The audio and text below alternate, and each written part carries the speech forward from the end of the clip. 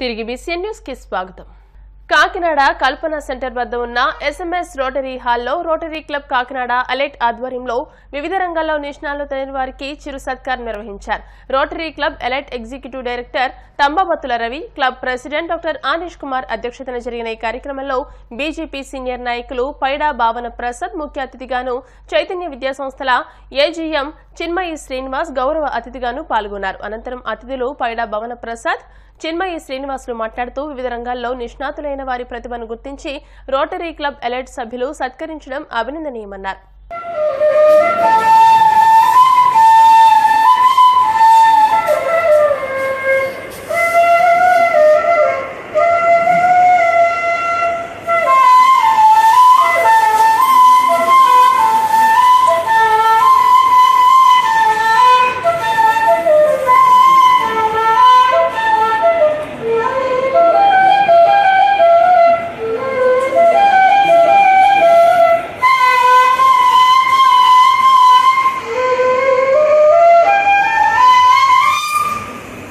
రోజున rotary club elite వారు నుంచి నలుగురు దాకా వ్యక్తుల్ని వాళ్ళ యొక్క నైపుణ్యాన్ని గౌరవిస్తూ వారికి ఉన్నటువంటి నైపుణ్యానికి ఆ వ్యక్తుల్ని సన్మానం చేస్తున్నారు అనేటువంటి భావంలో నేను ఉన్నాను. సన్మానం కాకపోతే ఏదో ఫెలిసిటేషన్ ఏదో అనొచ్చు, కానీ భావం సన్మానం లాంటిదే అని నేను అనుకుంటున్నాను. ఎందుకంటే ఒక వ్యక్తిని మనం పిలిచి ఒక సభకు పిలిచి ఒక 40 మంది 50 మంది ఆహ్వానితులు కూడా వచ్చేటటువంటి సభను ఏర్పాటు చేసి వారిని గౌరవిస్తే వారిలో ఉన్నటువంటి దాగి ఉన్నటువంటి ఆ నైపుణ్య శక్తి, నాకు నైపుణ్యం ఉంది, అందుకనే నన్ను ఈ సభకు పిలిచారు, స్టాండ్ ఇన్ ది సొసైటీ, ఈ సమాజంలో నాకు ఒక వేదిక ఉన్నది అని చెప్పి వారి ఇంకా ఆ నైపుణ్యాన్ని అభివృద్ధి చేసుకోవడం కోసం వారు ఆ రకంగా ప్రయత్నం చేసి ఇంకా ఎదురుకెళ్ళడానికి అవకాశం కలుగుతుంది. రామప్రసాద్ గారిని ఇప్పుడు పరిచయం చేశారు కదా, ఆయన మా చైతన్య బిల్డింగ్ ఓనర్ 2000 రూమ్లో ఇద్దరు అద్దె గురించి మాట్లాడుకుంటూ ఉండేవాడు. అప్పుడు ఆయన దగ్గరికి వచ్చి, సార్ నేను జగన్మేడ స్కూల్ దత్తా తీసుకున్నాను, నాకు నెక్స్ట్ రోజు చేస్తాను, మీరు ఏం చేస్తారండి, ఈయన బాబులు అడుగుతారు అనుకునేవాడు. తర్వాత ఆయన చేసే కార్యక్రమాలు తర్వాత రోజుల్లో తెలిసినాయి. అంటే చేస్తున్న వృత్తి వేరు, ప్రవృత్తి వేరు.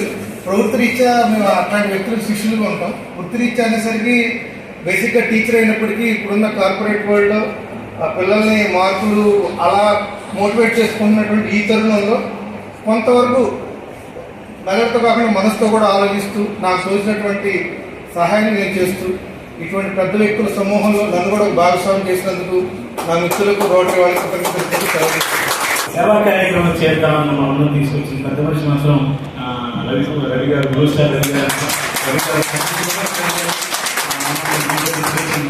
చాలా వెరీ గ్లాడ్. అండ్ మేము చేసే కార్యక్రమాలు రేపు కమింగ్ జూన్లో we are going to collect almost 150+ ఒకేసారి బ్లడ్ క్యాంప్ కండక్ట్ చేయబోతుంది గొల్లపురంలో. This is one of the biggest event. Guntur Secunderabad మార్గంలో నల్గొండ జిల్లా దామచర్ల మండలం విష్ణుపురం వద్ద గూడ్స్ రైలు పట్టాలు తప్పింది. దీంతో అధికారులు ఆ మార్గంలో వస్తున్న సబరి ఎక్స్ప్రెస్ రైలును మిర్యాడగూడలో నిలిపివేశారు.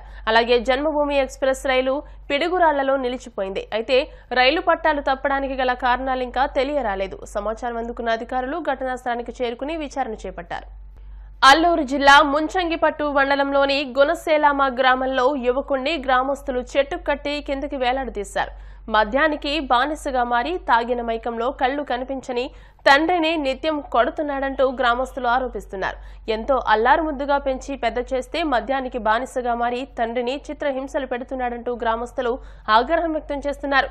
గతంలో చాలాసార్లు చెప్పి చూశామని, ఇక వినకపోవడంతో విసుగు చెంది చెట్టుకు వేలాడదీసి దేహశుద్ధి చేసినట్టు తెలియజేశారు. ఈ ఘటన ఇప్పుడు సోషల్ మీడియాలో వైరల్ గా మారింది.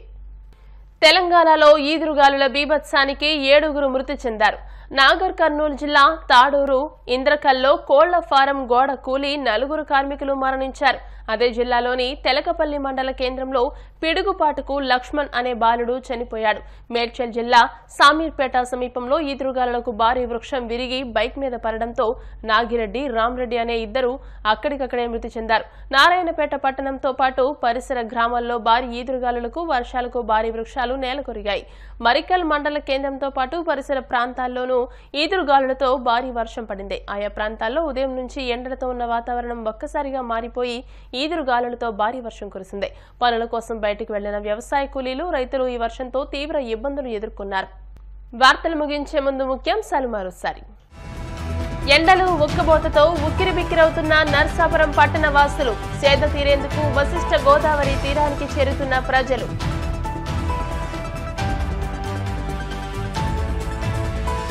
కాకినాడలో జూలై 11 నుండి 14వ తేదీ వరకు నాటక పోటీలు, కళలను ప్రోత్సహించడమే మా లక్ష్యమన్న అల్లూరి సీతారామరాజు నాటక కళా పరిషత్ సభ్యులు.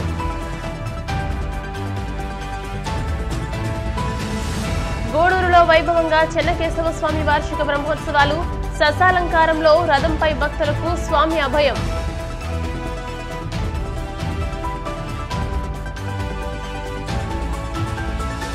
తెలంగాణలో ఈదురుగాలుల బీభత్సానికి 7 మృతి, అనేక చోట్ల రోడ్లపై నేలకూలిన వృక్షాలు.